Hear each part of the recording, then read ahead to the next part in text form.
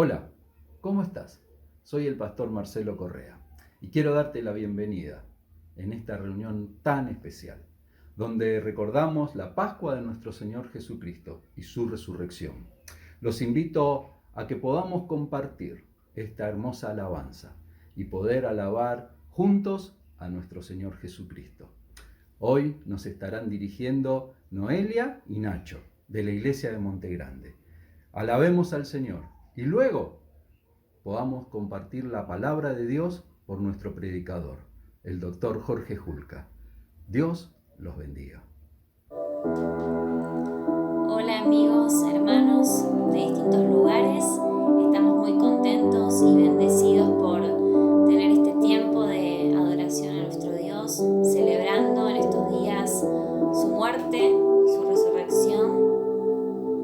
Y más allá de la situación por la que estamos atravesando todos, no podemos dejar de adorarle, no podemos dejar de agradecerle por lo que hizo en nuestras vidas. Así que te animamos ahí, donde estás, desde tu casa, te animamos a que puedas cantar con nosotros, que puedas levantar tu voz y adorar a Dios, al mismo Dios.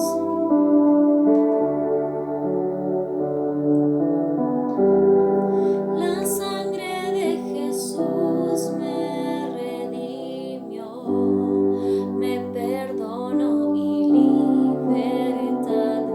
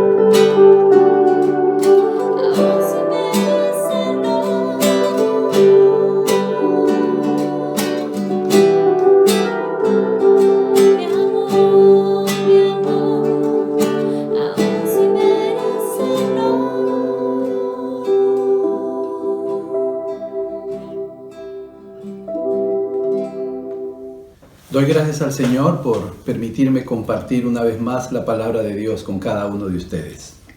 Un viernes como hoy, hace 2000 años atrás, fue el día más difícil en la vida de Jesús.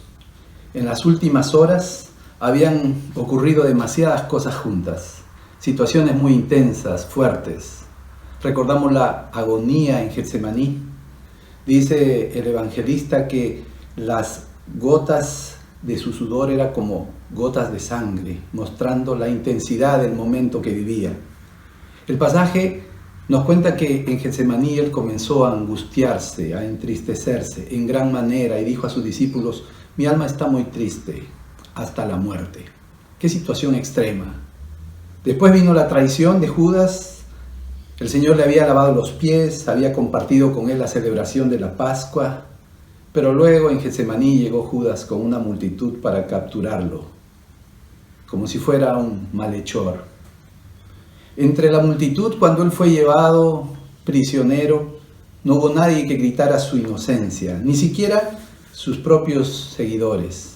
Más bien lo abandonaron cobardemente en aquella noche. Luego vino toda una larga noche y el juicio más arbitrario, injusto y rápido de la historia.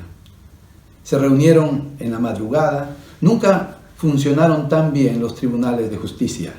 Ese día Pilato y Herodes, que se celaban mutuamente, se hicieron amigos, cómplices de esta injusticia. ¿Cuántas cosas juntas en tan pocas horas? Qué difícil fue ese día para el Señor. Isaías lo describe así, y la lectura de estos versículos estremece nuestro corazón. Dice: mas él herido fue por nuestras rebeliones, molido por nuestros pecados. El castigo de nuestra paz fue sobre él, y por su llaga nosotros fuimos curados. Todos nosotros nos descarriamos como ovejas. Cada cual se apartó por su camino, mas Jehová cargó en él el pecado de todos nosotros. Angustiado él y afligido, no abrió su boca. Como cordero fue llevado al matadero, y como oveja delante de sus trasquiladores, enmudeció y no abrió su boca. En medio de esta pandemia que vivimos, hemos escuchado que uno de los aspectos más difíciles es la soledad del aislamiento de la enfermedad. Uno de los temores del contagio es que no podamos ser acompañados por los seres queridos alrededor de nuestra cama, en los momentos más críticos, y quizás hasta tener que partir solos de este mundo. Eso genera mucha angustia, mucho dolor. Hemos visto videos de ancianos despidiéndose de sus hijos y nietos a través de un celular y nuestro corazón se conmueve. Jesús también pasó sus últimas horas solo. Sin duda que fueron momentos difíciles, muy difíciles. Sus discípulos, aún los más cercanos, huyeron temerosos. ¿Qué pensamientos pasarían por la mente de Jesús en esos instantes? Él llevaba sobre sí el peso de todos nuestros pecados, las maldades más terribles de todos los tiempos. ¡Qué peso más horrible! Y nuestros pecados, los suyos, los míos, también estaban sobre él. Eso era mucho dolor, mucha carga espiritual, emocional, física. El Salmo 41, que es un salmo mesiánico, dice: hasta mi íntimo amigo en quien confiaba, el que comía de mi pan, me ha traicionado. Este salmo anticipa la traición que el Señor iba a sufrir en aquel día. Cuando pensamos en traición y Semana Santa, ¿en quién pensamos? Es evidente que se trata de Judas, ¿verdad? Él es el traidor con mayúsculas. En esta situación todos nos convertimos en jueces, con la supuesta autoridad de juzgar a Judas. Nos sentimos mejores, superiores a él. Nos sorprendemos y decimos: ¿cómo fue capaz de hacer eso? ¡Qué traidor! ¡Qué mal tipo! Sin embargo, Judas no fue el único que traicionó a Jesús en aquella oportunidad. En la Santa Cena, citada en Juan capítulo 13, nos menciona que Jesús se angustió profundamente y declaró: ciertamente les aseguro que uno de ustedes me va a traicionar. Y los discípulos se miraban unos a otros sin saber a cuál de ellos se refería. No solo Judas traicionó a Jesús en aquella vez, sino que todos los discípulos eran potenciales traidores. De hecho, Pedro también lo hizo. Y ese es uno de los episodios más increíbles de entender, porque Pedro era uno de los discípulos más importantes, más cercanos a Jesús y reconocidos por sus compañeros. El Señor lo llamó ahí en el lago Genesaret para darle sentido, propósito a su vida. Él, como discípulo, Pedro siempre se destacó. Él quería siempre ser protagonista, experimentó los milagros del Señor, caminó sobre las aguas, presenció la resurrección de la hija de Jairo. Pedro se caracterizaba porque era bueno para hablar y decir las cosas bien, para hacer declaraciones fuertes, arriesgadas. Era ese tipo de personas que hablaba y uno quería de inmediato tuitear lo que decía porque eran afirmaciones poderosas. Cuando Jesús lo llamó en el lago aquella mañana y él dijo: toda la noche hemos trabajado y nada hemos pescado, pero en tu nombre echaré la red. ¡Qué declaración! Cuando las multitudes se fueron porque las demandas de Jesús eran muy altas y había rumor entre los discípulos, el Señor se volvió y le dijo: si quieren ustedes también pueden irse. Y ahí aparece la figura de Pedro y hace esta declaración: Señor, ¿a dónde iremos? Tú tienes palabras de vida eterna. Cuando Jesús le preguntó a sus discípulos: ¿quién dice la gente que soy yo? ¿O quién piensan ustedes que soy yo? Pedro otra vez adelantó a sus compañeros y hizo esta declaración: tú eres el Cristo, el Hijo del Dios viviente. Pedro además fue parte del círculo cercano del Señor. Estuvo en la transfiguración de Jesús cuando escuchó la voz de Dios que decía: este es mi Hijo amado, escúchenlo. Por eso es que nos llama poderosamente la atención que ese Pedro, que conocía tan bien a Jesús y que había estado aquella noche en el Getsemaní cuando el Señor oró y abrió su corazón y se puso muy triste y se angustió y le pidió que le acompañen, traicionó al Señor. Leamos el pasaje de lo que ocurrió en aquella oportunidad frente al fogón. Se encuentra en Lucas capítulo 22, versículos del 54 al 62, y usted me puede acompañar. Dice: y prendiéndole le llevaron y le condujeron a casa del sumo sacerdote, y Pedro le seguía de lejos. Y habiendo ellos encendido fuego en medio del patio, se sentaron alrededor, y Pedro se sentó también entre ellos. Pero una criada, al verle sentado al fuego, se fijó en él y dijo: también éste estaba con él. Pero él lo negó diciendo: mujer, no lo conozco. Un poco después, viéndole otro, dijo: tú también eres uno de ellos. Y Pedro dijo: hombre, no lo soy. Como una hora después, otro afirmaba diciendo: verdaderamente también éste estaba con él, porque es Galileo. Y Pedro dijo: hombre, no sé lo que dices. Y enseguida, mientras él todavía hablaba, el gallo cantó. Entonces, vuelto el Señor, miró a Pedro, y Pedro se acordó de la palabra del Señor que le había dicho: antes que el gallo cante, me negarás 3 veces. Y Pedro, saliendo fuera, lloró amargamente. Habían pasado solo 3 horas de que Pedro había estado con Jesús, que había visto su rostro triste. ¿Cómo fue posible que lo negara? Pero cuando pensamos aún en esta experiencia triste de Pedro, no podemos tampoco enjuiciarlo, sino que necesitamos honestamente pensar en las veces que nosotros mismos traicionamos al Señor. La pregunta es: ¿por qué Pedro traicionó a Jesús? Este pasaje y los que están alrededor nos pueden mostrar algunas razones por las cuales él hizo esto. La primera nos dice que el pasaje previo dice que habían celebrado la Pascua, cantaron un himno, Jesús estaba con ellos, todo estaba bien, y en medio de ese contexto Pedro hizo una promesa tremenda. Pedro le dijo al Señor: aunque, Señor, todos te abandonen, yo no. Aunque tenga que morir contigo, jamás te negaré. La primera razón por la cual Pedro traicionó a Jesús es porque hizo una promesa que no estaba dispuesto a cumplir. A Pedro le jugó en contra su personalidad impulsiva. Él era bueno para hablar y lo hacía bien, pero no medía el alcance del compromiso de sus promesas. Cuando nos analizamos a nosotros mismos, descubrimos que muchas veces hacemos lo mismo. Cuando todo está bien, es más fácil adorar a Jesús, decirle cosas lindas, cantar, levantar las manos, hacer promesas, pero cuando vienen los días difíciles, ¿cuánto nos cuesta ser coherentes y cumplir esas promesas? Pedro traicionó a Jesús porque hizo una promesa que no estaba dispuesto a cumplir. Pero el pasaje nos muestra también una segunda razón, y dice el versículo 54 del capítulo 22 de Lucas: y prendiéndole le llevaron y le condujeron a casa del sumo sacerdote, y Pedro le seguía de lejos.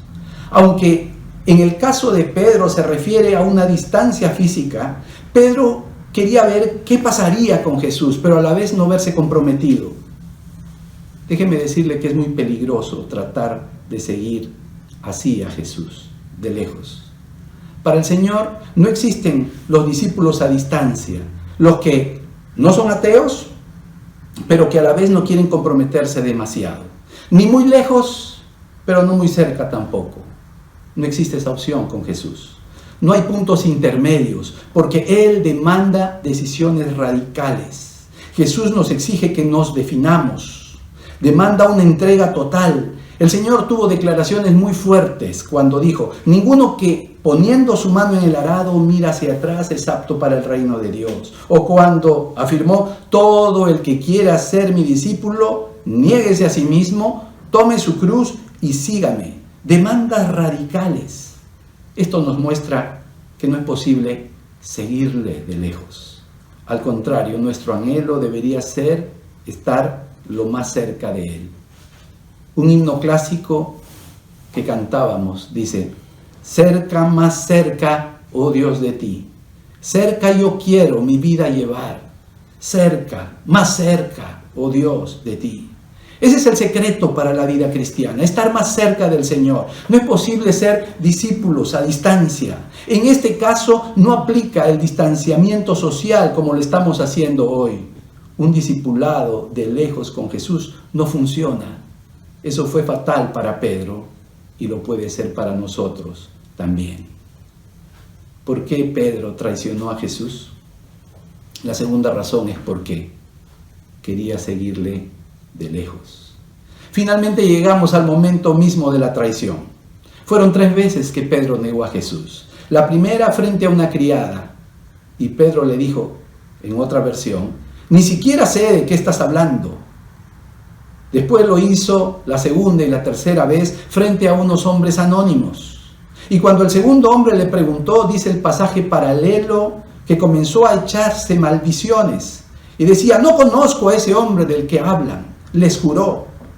Eso significaba que una maldición caiga sobre mí. Estaba queriendo decir Pedro, si no estoy diciendo la verdad. En aquel fogón, Pedro no estaba frente al Sanedrín, ni Pilato, ni Herodes, ni Caifás. Su vida no enfrentaba ningún riesgo con su confesión. Era más su imaginación, su vergüenza y miedo lo que inundó su corazón. No había peligro frente a estos 3 personajes anónimos que estaban calentándose alrededor de ese fuego. Me pregunto, ¿acaso el silencio no era una opción? ¿Quedarse simplemente callado no hubiera sido mejor? Y en el peor escenario, ¿no hubiera sido el mejor regalo para Pedro si confesaba ser un discípulo de Cristo, morir con su Señor? Él sabía que Jesús no era culpable. Él mismo había declarado que Jesús era el Hijo de Dios y morir con Cristo hubiera sido su mayor privilegio. Nosotros también nos avergonzamos cuando nos olvidamos de quién es Jesús y lo que ha hecho por nosotros. La tercera razón, ¿por qué Pedro traicionó a Jesús? Porque se avergonzó de Él y tuvo temor. Qué triste, qué doloroso. ¿Sabe por qué fue aún más triste?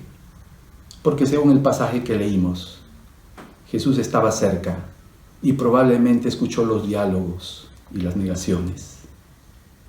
Permítame terminar en esta oportunidad con esta pregunta en nuestro corazón. ¿Qué cree usted que hace Jesús cuando lo traicionamos? El mismo pasaje nos da la respuesta en el versículo 61. Entonces, vuelto el Señor, miró a Pedro, y Pedro se acordó de la palabra del Señor que le había dicho: antes que el gallo cante, me negarás 3 veces. Y Pedro, saliendo fuera, lloró amargamente. Otra versión dice, rompió a llorar. El Señor miró a Pedro, dice el pasaje. Jesús se volvió, es decir, tuvo intencionalidad de comunicarse con Pedro. Quería decirle algo, porque las miradas también hablan. Una cosa estoy seguro, completamente seguro. La mirada de Jesús no fue un juicio, no fue de juicio, sino de amor y de perdón. No había rencor ni acusación en esa mirada, sino invitación y restauración. Pedro también entendió ese lenguaje porque dice el versículo que su corazón se quebrantó solo con la mirada del Señor. ¿Cómo es posible que Jesús, sufriendo una injusticia terrible, habiendo sido abandonado en los momentos decisivos y estando en medio de esta larga agonía, todavía tenía amor para los que le hacían daño? Miró con amor y perdón a Pedro. Oró por lo que lo estaban crucificando cuando dijo: Padre, perdónalos porque no saben lo que hacen. Hay una sola respuesta. Jesús era Dios y vino para mostrarnos el amor del Padre y reconciliarnos con Él. Así es Jesús para con nosotros también. Su amor es más grande que cualquier traición. Su perdón está al alcance de todo aquel que está dispuesto a humillarse y a buscarlo. Él es un Dios que en medio de nuestra traición nos mira y nos ama. No le puedo ver a través de este medio. No sé cómo está su corazón. No sé si usted necesita esa mirada dulce del perdón de Jesús. Pero sí sé que la gracia de Dios es suficiente para abrazarnos cualquiera que sea nuestra condición. El amor de Dios siempre gana a cualquier traición. De repente hemos traicionado al Señor prometiéndole cosas que no hemos cumplido, tratando de seguirle de lejos, sin mucho compromiso, o avergonzándonos de Él frente a situaciones apremiantes. Hoy todavía Jesús nos mira con amor y nos invita a venir a sus pies. Permítame orar. Señor nuestro Dios, venimos a tu presencia con gratitud especial en este día por el sacrificio que tú hiciste por cada uno de nosotros. Te adoramos, Señor. Gracias por tu muerte en la cruz, que nos da vida, esperanza, que nos da perdón, salvación. Señor, gracias porque tu amor siempre vence cualquier traición. Gracias, Señor, porque tu misericordia y tu gracia es más fuerte que cualquier rebelión. Señor, venimos delante de ti y te pedimos que cuando te ofendemos y cuando traicionamos tu nombre, por tu gracia nos perdones. Señor, quizás alguna vez te hemos fallado de diferentes formas. Algunas veces hemos prometido cosas que no hemos sido capaces de cumplir. Te hemos querido seguir de lejos, Señor, sin mucho compromiso. Oh Señor, nos hemos avergonzado de ti frente a situaciones apremiantes. En este día, en este Viernes Santo, nos humillamos delante de ti y te pedimos perdón.